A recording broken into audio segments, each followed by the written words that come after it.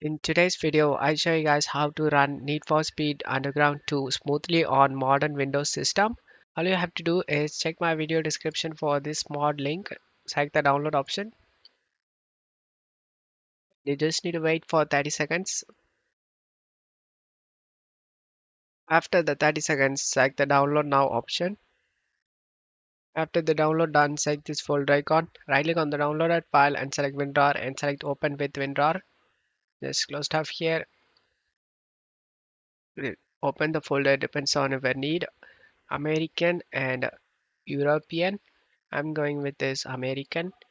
I click on the desktop icon and select open file location.